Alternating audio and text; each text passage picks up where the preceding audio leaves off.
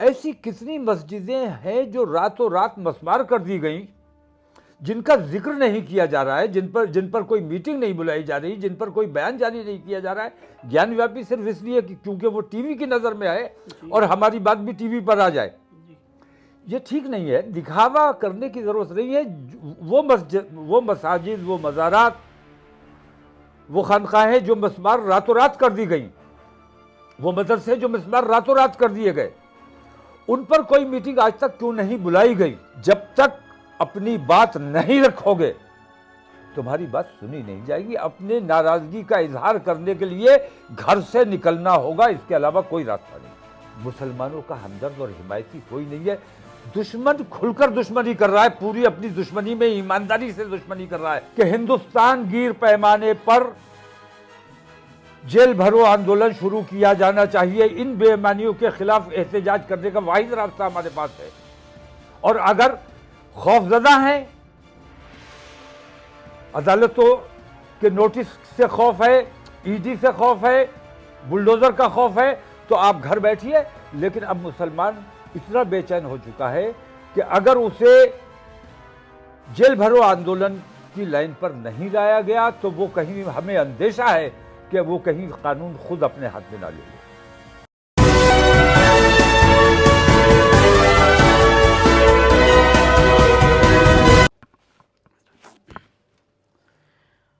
पल पल न्यूज़ से मैं हूं आपके साथ नदीम अकरम। ज्ञान व्यापी मस्जिद को लेकर के मुसलमानों में मायूसी भी है, डर भी है, और सवाल ये है कि क्या बाबरी मस्जिद की तरह ज्ञान व्यापी भी हाथ से निकल चुकी है? क्योंकि अदालत ने जिस तरीके से फैसला दिया और एक हफ्ते का समय और एक हफ्ते से भी कम के समय में आधी रात को जो ज्ञान व्यापी मस्जिद में पूजा करवाई गई, सारे रूल रेगुलेशंस की धज्जियां उड़ाई गई, यहां तक कि मुस्लिम पक्षकारों को दूसरी अदालत में जाने तक का मौका नहीं दिया गया, कार्रवाई कर दी गई। उस पर लगातार बयानबाजी जारी है। आज all India Muslim personal law board की तरफ से भी बैठक बुलाई गई, तमाम उलेमा उसमें शामिल थे। क्या क्या बातें रखी गई, उनमें साफ तौर पर मायूसी दिखी और ये कहा गया कि सब्र रखना चाहिए, हमें अदालतों में विश्वास है कि कहीं ना कहीं हमें इंसाफ मिलेगा। सबसे पहले सवाल जो है यही पूछा जाएगा और मेरे साथ में मौजूद हैं हजरत मौलाना तौकीर रज़ा खान साहब। हजरत, ज्ञान व्यापी का जिस तरीके से फैसला दिया गया जिला अदालत द्वारा और तुरंत में पूजा करवा दी गई, किस तरीके से देखा और समझा जाए इस चीज़ को? किस तरीके से समझा जाए मेरी समझ में नहीं आ रहा है। समझने की तो कोई ज़रूरत है ही नहीं, जो कुछ है वो सब सामने है। और ये सब सरासर बेईमानी। समझने की ज़रूरत इस बात की है कि इस बेईमानी के ख़िलाफ़, इस जुल्म और ज़्यादती के ख़िलाफ़, इन तमाम परेशानियों के ख़िलाफ़, मॉब लिंचिंग के ख़िलाफ़, बेइज्जतियों के ख़िलाफ़ हमें किसके पास जाना चाहिए? सरकार बेईमानी पे आमादा है और खुलकर मुस्लिम दुश्मनी का काम कर रही है, तो सरकारी सारा तंत्र उसी लाइन पे काम कर रहा है। अदालतों से एक उम्मीद हुआ करती थी, लेकिन बाबरी मस्जिद के बाद वो उम्मीद भी ख़त्म हो गई और ज्ञान व्यापी पे जो कुछ भी किया। मैं ये कह रहा हूँ कि ज्ञान व्यापी पर क्यों बातचीत इतनी की जा रही है, उलमा में भी बेचैनी है और ये मुस्लिम जो तंजीमें हैं इनमें भी बेचैनी है। ऐसी कितनी मस्जिदें हैं जो रातों रात मस्मार कर दी गई, जिनका जिक्र नहीं किया जा रहा है, जिन पर कोई मीटिंग नहीं बुलाई जा रही, जिन पर कोई बयान जारी नहीं किया जा रहा है। ज्ञान व्यापी सिर्फ इसलिए कि क्योंकि वो टीवी की नज़र में आए और हमारी बात भी टीवी पर आ जाए। ये ठीक नहीं है, दिखावा करने की ज़रूरत नहीं है। वो मस्जिद, वो मसाजिद, वो मज़ारात, वो खानकाहें जो मस्मार रातों रात कर दी गई, वो मदरसे जो मस्मार रातों रात कर दिए गए, उन पर कोई मीटिंग आज तक क्यों नहीं बुलाई गई? ज्ञान व्यापी पर बुलाई गई मीटिंग तो क्या फैसला, क्या लाइन ऑफ एक्शन, मुसलमानों को क्या लाए अमल दिया गया कि इस लाइन पर काम करे मुसलमान? मैं ये समझता हूँ इन तमाम बेईमानियों के ख़िलाफ़ राष्ट्रपति के पास जाना बेसूद है, हुकूमत से कोई बात करना बेसूद है, क्योंकि ये सारी बेईमानी हुकूमत की सरपरस्ती में हो रही है। कोर्ट में जाके हमें बात करना और कोर्ट से गुहार करना, कोर्ट का भी रवैया हमें नजर आ रहा है कि वो हुकूमत के दबाव में काम कर रहा है। इन हालात में वाहिद रास्ता हमारे पास ये रह जाता है, तमाम उलमा को, तमाम कायदीन को मैं इस तरफ मुखातिब कर रहा हूँ और उनको लाइन दे रहा हूँ कि हिंदुस्तान गिर पैमाने पर जेल भरो आंदोलन शुरू किया जाना चाहिए। इन बेईमानियों के खिलाफ एहतजाज करने का वाहिद रास्ता हमारे पास है। और अगर खौफजदा हैं, अदालतों के नोटिस से खौफ है, ईडी से खौफ है, बुलडोजर का खौफ है, तो आप घर बैठिए। लेकिन अब मुसलमान इतना बेचैन हो चुका है कि अगर उसे जेल भरो आंदोलन की लाइन पर नहीं लाया गया तो वो कहीं, हमें अंदेशा है कि वो कहीं कानून खुद अपने हाथ में ना ले ले। और ये स्थिति जो होगी, ये हालात जो होंगे, ये हमारे लिए, हमारे मुल्क के लिए बदतर होंगे। इसलिए हम नहीं चाहते कि हमारा नौजवान खुद फैसला करने पर मजबूर हो। इसलिए तमाम कायदीन को, उलमा को इस तरफ तवज्जो देनी चाहिए और मुत्तहिदा ये फैसला करना चाहिए कि जो रास्ता मैं बता रहा हूँ, अगर इससे बेहतर किसी के पास कोई रास्ता है तो मैं उस पर बात करने के लिए तैयार हूँ। लेकिन मेरी समझ में जो रास्ता आ रहा है वो यही रास्ता है कि हिंदुस्तान गिर पैमाने पे हमें जेल भरो आंदोलन शुरू कर देना चाहिए। क्योंकि हजरत हमने लगातार देखा कि आपकी तरफ से अपील होती है जेल भरो आंदोलन की, आपकी तरफ से कहा जाता है कि मुस्लिम महापंचायत हम बुलाएंगे, आप ही की तरफ से ऐलान भी किया गया कि तिरंगा यात्रा निकालेंगे। जब जब आपकी तरफ से ये ऐलान हुए, या तो हाउस अरेस्ट कर लिया जाता है, और जब आप मुस्लिम महापंचायत की बात करते हैं कि मुसलमानों को एक जगह आकर के अपना एहतजाज दिखाना चाहिए, तो रामलीला ग्राउंड को छोड़ करके अदालत फैसला देती है कि आप जाइए किसी ऑडिटोरियम में जाकर के प्रोग्राम करिए। तो क्या लगता है कि मुसलमान सड़कों पर निकल पाएंगे? क्योंकि ऐलान होते हैं, कोई उस पर अमल नहीं हो पाता। नहीं, ऐलान होते हैं, अमल होता है। हमने ऐलान किया तिरंगा यात्रा का, हाउस अरेस्ट कर लिया गया। अब मैं एक बात कहता हूँ कि ऐलानात होते रहे हैं, लेकिन जब तक अवामी तहरीक नहीं बनेगी, अवाम अपनी जिम्मेदारी को महसूस नहीं करेंगे। कायदीन ने ऐलान किया, उनको अरेस्ट कर लिया गया, तो आप घर से निकलिए, जहां आपको रोका जाए वहां आप धरने पर बैठ जाइए, वहां गिरफ्तारी दे दीजिए। हम गिरफ्तारी देने के लिए निकलेंगे, हमारे उलमा गिरफ्तारी देने के लिए निकलेंगे। अगर हम तक आप लोगों को पहुंचने नहीं दिया जा रहा है तो आपको चाहिए कि जहां आपको रोका जाए, कानून अपने हाथ में नहीं लेना है, कानून के अंदर रह के हमें काम करना है। हम कानून शिकन नहीं है, कानून शिकनी तो वो लोग कर रहे हैं जिनकी जिम्मेदारी है कानून की हिफाजत करना। 7 दिन का टाइम ज्ञानव्यापी में दिया गया था कि 7 दिन के अंदर यह काम होना चाहिए। कम से कम हमें उस फैसले के खिलाफ अपील करने का मौका तो दिया जाना चाहिए था। प्रशासन फौरन पहुंच जाता है और फौरन वहां कब्जा कर लेता है, फौरन पूजा करा देता है।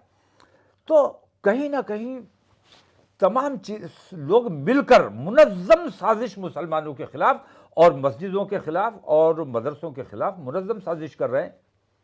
यहां मैं इतनी बात जरूर कहना चाहूंगा कि पहले उन्होंने टेस्टिंग की है आपकी। मदरसों के खिलाफ सर्कुलर जारी किया गया, उसमें कहा गया कि मदरसों में प्रार्थना होनी चाहिए, राष्ट्रगान होना चाहिए।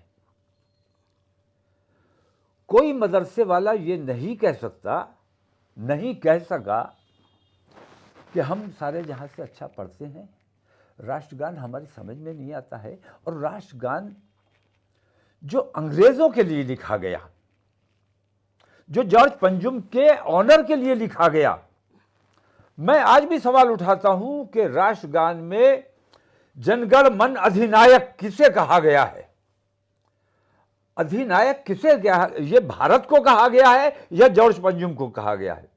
तो मैं सबसे बड़ा सवाल ये रखता हूं कि हिंदुस्तान में पहले यही लोग जो आज ये बात करते हैं। यही लोग पहले जब इनकी सरकार नहीं थी तो इसकी जनगणमन की मुखालफत किया करते थे। मदरसों में सर्कुलर जारी हुआ, मदरसे वालों ने इस खौफ से कि हमारी तनख्वाहें बंद हो जाएंगी, सरकारी जो मदद है वो हमारी बंद हो जाएगी, उन्होंने जनगणमन अधिनायक किया। अब उन्होंने देख लिया कि कमजोर ईमान के लोग हैं। दूसरे स्टेप में उन्होंने कहा कि योगा करना होगा। किसी मदरसे ने, किसी मौलवी ने, किसी आलिम ने, किसी मुफ्ती ने यह नहीं कहा कि हम 5 वक्त योगा करते हैं। हम 5 वक्त जो इबादत करते हैं उससे बड़ा योगा कोई हो नहीं सकता, और हमसे ज्यादा बड़ा योगी कोई हो नहीं सकता। हम योगा करते हैं। लेकिन सर्कुलर आया, उन्होंने योगा करके दिखा दिया, वीडियो बना के भेज दिया, सिर्फ इस खौफ से कि हमारी तनख्वाहें ना रुक जाएं। सूर्य नमस्कार तक कर लिया। जिन लोगों की जिम्मेदारी थी कि लोगों को सही और गलत बताएं, वो ये गलत काम करते रहे सिर्फ इस लालच में। अब वो तनख्वाहों पे भी पाबंदी लगाई गई कि कोई तनख्वाह नहीं दी जाएगी। अब क्या करोगे? अब किस खौफ से और किस लालच से? मैं बार बार कहता रहा कि तुम्हारे साथ नरमी नहीं बरती जाएगी। तुम कितना खामोश रहोगे, तुम्हारा जवाब तलब किया जाएगा और तुम पर एक्शन लिया जाएगा। अब मदरसों पर पाबंदी लगाई जा रही है कि रामायण पढ़ाई जाएगी। मदरसों में रामायण पढ़ाइए।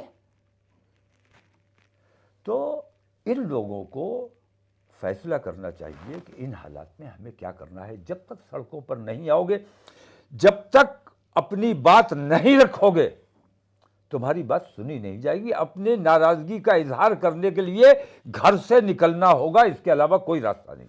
क्योंकि हजरत हम भी पब्लिक के बीच में लगातार घूमते हैं, तो पब्लिक का भी साफ तौर पर ये सवाल रहता है कि हजरत मौलाना तौक़ीर रज़ा खान साहब को हाउस अरेस्ट किया गया, बड़ी बड़ी तंजीमें हैं, बड़े बड़े उलमा हैं, उनका कभी कोई स्टेटमेंट जारी नहीं होता। जब खुद ही मिल करके एकजुट नहीं एक प्लेटफॉर्म पर आ पा रहे, तो आवाम कैसे सड़कों पर निकलेगी ऐसे समय में, और आवाम की जिम्मेदारी क्या बन जाती है फिर? नहीं, देखिए, ऐसा है, इत्तेहाद की कहीं कोई कमी नहीं है। और मैंने जो इत्तेहाद की कोशिश की, मैंने क़ब्ल वक्त किया था काम, लोगों की उस वक्त समझ में नहीं आया, लेकिन मैंने उस वक्त इन हालात को महसूस कर लिया था और इसीलिए मैंने इत्तेहाद मिल्लत बनाई थी। लेकिन मेरी बात चूँकि क़ब्ल वक्त थी, लोगों की समझ में नहीं आई। मैं अवाम की बात करता हूँ कि अवाम में इत्तेहाद पूरी तरह है। न वो बिरादरियों में बैठा हुआ है, मज़हब का मामला आता है, मस्जिद का मामला है, रसूल आज़म का मामला आता है, कुरान का मामला आता है। मुसलमान न बिरादरियों में बैठा हुआ है, न मसलकों में बैठा हुआ है। मुसलमान पूरी तरह मुत्तहिद होकर सड़कों पर आता है। हमारा सबसे बड़ा मसला ये है, जो लोग ये कहते हैं कि मुसलमानों का कोई कायद नहीं है, हमारा सबसे बड़ा मसला ये है कि हमारे कायदीन हमें यकजा नहीं होने देते। मुसलमानों के जो कायदीन हैं, नाम निहायत कायदीन, वो मुसलमानों में इंतशार और तफरीक का सबब बने हुए हैं। अवाम में पूरी तरह इत्तेहाद है और जेल भरो आंदोलन, अब हम मीटिंग कर रहे हैं, इंशाल्लाह 2 रोज़ में फैसला हो जाएगा। और जेल भरो आंदोलन मैं अपनी तजवीज़ रख रहा हूँ, प्रस्ताव है मेरा। अब इस प्रस्ताव को कितनी मंजूरी मिलती है इस पर डिपेंड करता है। तो हम ऐलान करेंगे, तो अवाम की तरफ से मुझे यकीन है कि अवाम में जो बेचैनी है वो अपनी बेचैनी का, अपने गम और गुस्से का इजहार करना चाहते हैं। सिर्फ इस खौफ से मैं ये काम करना चाहता हूँ कि कहीं हमारे नौजवान हमसे नाउम्मीद होकर, हमारे कायदीन से नाउम्मीद होकर, हमारे उलमा से नाउम्मीद होकर कहीं कानून अपने हाथ में ना उठा लें। अगर ऐसा खुदा ना करे होता है तो मुल्क में खाना जंगी के हालात पैदा होने का अंदेशा है, जो हमारी ना मिल्लत के लिए फ़ायदेमंद है, ना हमारे मुल्क के मफाद में है। तो अपने मुल्क और अपनी मिल्लत के मफाद के लिए हम ये चाहते हैं कि ऐसे हालात पैदा ना हो, बल्कि एक बेहतर रास्ता बनाने की कोशिश की जाए। एक आखिरी सवाल हजरत आपसे लेना चाहूँगा, क्योंकि हमने एक बाबरी मस्जिद का फैसला देखा जहां साफ तौर पर सुप्रीम कोर्ट ने ये कहा कि आस्था पड़ी है देश में, आस्था के आधार पर फैसला दे दिया गया। सबूत सारे बाबरी मस्जिद को लेकर के पास थे, पर फिर भी राम मंदिर बनाने का आदेश दिया गया। जब सुप्रीम कोर्ट ही सरासर नाइंसाफ़ी करता हुआ दिखाई दिया, तो क्या जिला अदालत को खुला लाइसेंस मिल चुका है? जिला अदालत ने फैसला दिया, तुरंत पूजा शुरू हो गई, और इसके बाद क्या उम्मीद रह जाती है फिर? इसके बाद अपना काम खुद करने की ताकत और सलाहियत अपने अंदर पैदा करनी चाहिए। मोहताजी का, ग़ुलामी का, पिछलग्गू बने रहने का तौक अपने गलों से उतार देना चाहिए और ये समझ लेना चाहिए कि सारे के सारे एक ही थैली के चट्टे बट्टे हैं। मुसलमानों का हमदर्द और हिमायती कोई नहीं है। दुश्मन खुलकर दुश्मनी कर रहा है, पूरी अपनी दुश्मनी में ईमानदारी से दुश्मनी कर रहा है।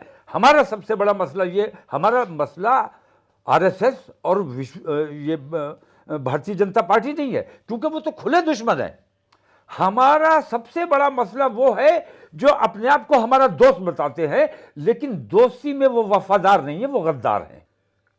सुप्रीम कोर्ट का जहां तक ताल्लुक है, उस वक्त मैं ये समझता हूं और मैंने ये समझा था बाबरी मस्जिद का जब फैसला आया कि शायद सुप्रीम कोर्ट ने इस वजह से कि विश्व हिंदू परिषद, बजरंग दल वाले और तमाम हिंदू संगठन और तमाम हिंदू तंजीमें वो मुखर थीं और उन्होंने ये कह दिया था कि हमारी आस्था कोर्ट से ऊपर है, तो कोर्ट को कहीं अंदेशा हुआ कि ये मुल्क में फसाद कर सकते हैं।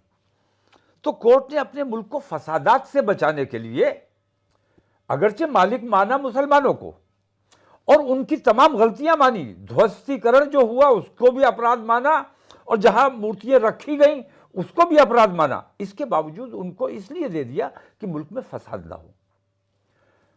अब इसके बाद जो कुछ भी हो रहा है उसी लाइन पर काम हो रहा है। तो अब ये बताइए कि न्याय का मंदिर कहा जाता है, न्याय के मंदिर में अगर अन्याय होगा तो इस अनर्थ को हिंदू समाज सिर्फ इसलिए बर्दाश्त कर रहा है कि उनका फायदा हो रहा है, लेकिन अनर्थ तो अनर्थ है। अनर्थ के खिलाफ तमाम इंसानियत में यकीन रखने वाले, अच्छाई में यकीन रखने वाले, मानवता से प्रेम करने वाले तमाम लोगों की जिम्मेदारी है। हिंदू मुसलमान का इसमें सवाल नहीं है।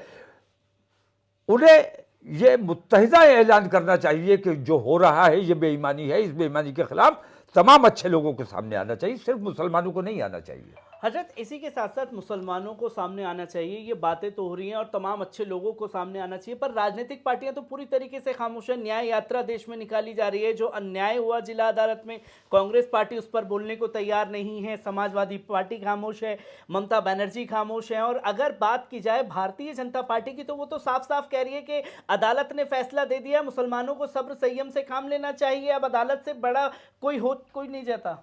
नहीं, मैं यही कह रहा हूँ ना कि किसी पर भरोसा करने का कोई मतलब नहीं बचा है। रहा सवाल सियासत का, तो सियासत में सबसे बड़ा नुकसान अगर कोई कर रहा है तो उसकी सबसे बड़ी जिम्मेदार कांग्रेस है। एक बहुत अच्छा गठबंधन बन गया था, इंडिया बना लिया गया था और तमाम लोग मुत्तहिद और मुत्तफिक हो गए थे और ऐसा लग रहा था कि भारतीय जनता पार्टी के मुकाबले में मजबूत एक गठबंधन बन गया है और नरेंद्र मोदी को हराया जा सकता है। लेकिन इनकी गलत पॉलिसीज की वजह से लोग अलग होते रहे, टूटते रहे। अब चुनाव चल रहा है और अभी आप यात्राएं निकाल, जब इंडिया गठबंधन बन चुका तब आपको कांग्रेस की यात्रा निकालने की क्या जरूरत थी? आपको तो इंडिया की यात्रा निकालनी चाहिए थी, अपने तमाम एलाइज को साथ लेकर चलना चाहिए था। आप सिर्फ कांग्रेस, इसका मतलब यह कि आप कांग्रेस को मजबूत बनाना चाहते हैं और अपने जितने एलाइज हैं उनको कमजोर करना चाहते हैं। तो जब आपकी पॉलिसी यह है तो आपके साथ कोई कैसे रहेगा? मैं ये बता रहा हूं कि 2024 में नरेंद्र मोदी 400 पार की बात कर रहे हैं, वो 500 पार भी कर सकते हैं, क्योंकि वो इसलिए नहीं जीतेंगे कि वो अच्छे हैं। दुनिया जानती है कि उनसे बड़ा बेईमान आज तक हिंदुस्तान में पैदा नहीं हुआ। वो इसलिए नहीं जीतेंगे कि उनकी पॉलिसीज अच्छी हैं, वो इसलिए नहीं जीतेंगे कि वो हिंदुस्तान के लिए कुछ बेहतर कर रहे हैं, वो सिर्फ इसलिए जीत जाएंगे क्योंकि उनका मुकाबला करने वाला कोई नहीं है। जो मजबूत गठबंधन बता था उसे कमजोर करने का काम कांग्रेस ने किया है। अगर तमाम विपक्ष मजबूती से एकजुट हो जाए तो नरेंद्र मोदी जैसे 4 लोगों को हराया जा सकता है एक साथ, लेकिन ये बैठने के लिए तैयार नहीं। अपना अपना खौफ है, अपनी अपनी पार्टियों को मजबूत करने का काम किया जा रहा है। और मैं बता रहा हूं 1 बाय 1 जाना सबको जेल है। अगर ये तमाम लोग जेल से बचना चाहते हैं तो संपूर्ण विपक्ष को मुत्तहिद होकर गिरफ्तारी दे देनी चाहिए कि इतनी खुली बेईमानी जहां हो रही है वहां पे हम आजाद नहीं रहना चाहते। पहले देश में आजादी का आंदोलन चलाया गया था, अब जेल भरो का आंदोलन चलाया जाएगा ताकि मुल्क को बेईमानी की जंजीरों से आजाद कराया जा सके।